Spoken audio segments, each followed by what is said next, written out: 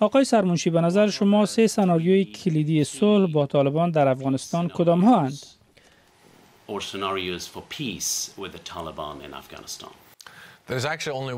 در اصل تنها یک سناریو وجود دارد و آن پروسه صلح افغانستان است. پروسه صلح با مالکیت و رهبری افغان‌ها که به اساس آن توافق صلح به وجود آید.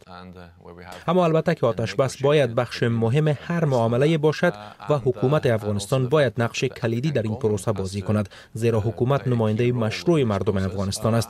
من همچنان از ابتکاری که سال گذشته رئیس جمهور غنی در بخش صلح انجام داد و از نخستین آتش بسی که اعلان کرد قدردانی می‌کنم. آیا احیای دوباره امارت اسلامی افغانستان یک انتخاب است و برای ناتو پذیرفتنی خواهد بود؟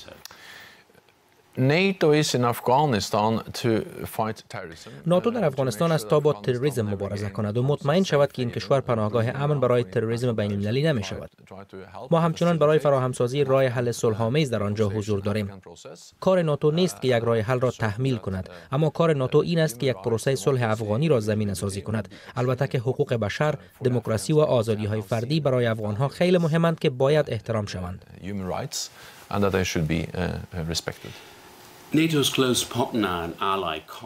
همپیمان نزدیک ناتو کابل خود را از پروسه صلح منزوی احساس می کند. سوال من این است که آیا بدون حکومت افغانستان می شود به یک توافق صلح با طالبان رسید؟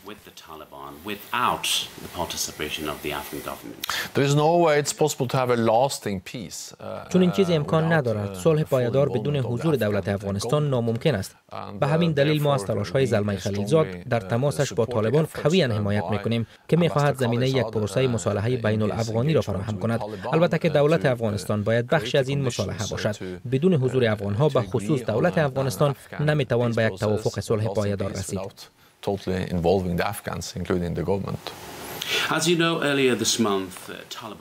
می‌دانید که ماه گذشته نماینده‌های طالبان با چندین رقیب سیاسی رئیس جمهور غنی در مسکو دیدار کردند. آیا هدف تلاش‌های روسیه آوردن ثبات در افغانستان است یا بی‌ثباتی؟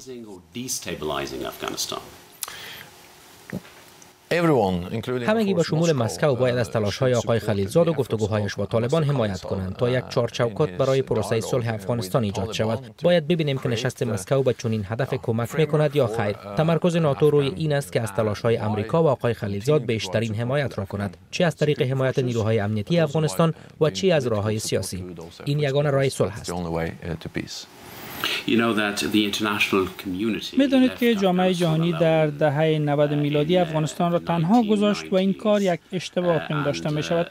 آیا ناتو می تواند مطمئن باشد که چنین اشتباهی را نخواهد کرد؟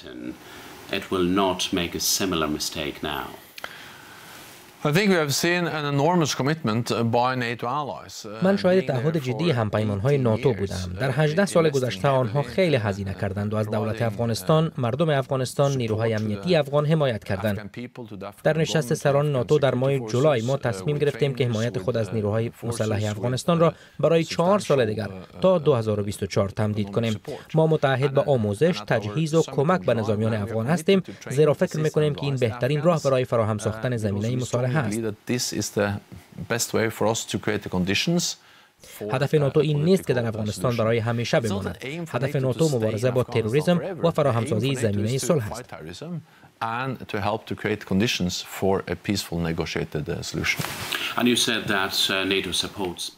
شما گفتید ناتو از تلاش‌های صلح افغانستان حمایت می‌کند، اما می‌دانید که بخشی از اقشار جامعه افغانستان نگرانند که بالای دستاوردهای 18 ساله از جمله دموکراسی، آزادی بیان، حقوق بشر و حقوق زنان شاید سازشی صورت گیرد. به این نگرانی‌ها چه پاسخ می‌دهید؟ How would you address these concerns?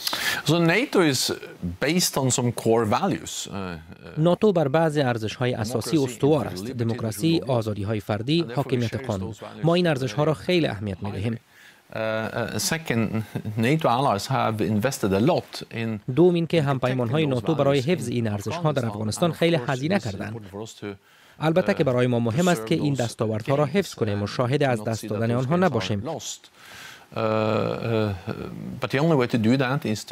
یگانه راه رسیدن به این هدف یک پروسه مصالحه به مالکیت و رهبری افغان هاست. زیرا صلح برای حقوق بشر به نهایت مهم است. اگر صلح، آتش بس و یک راه حل سیاسی داشته باشیم، برای افغان ها خوب است، مخصوصا برای زنان و کودکان که می‌دانیم در جنگ های مسلحانه آسیب پذیرند.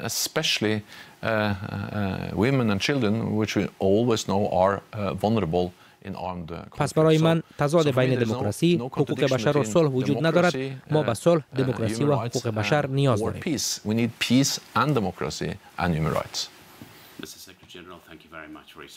Thank you so much for having me.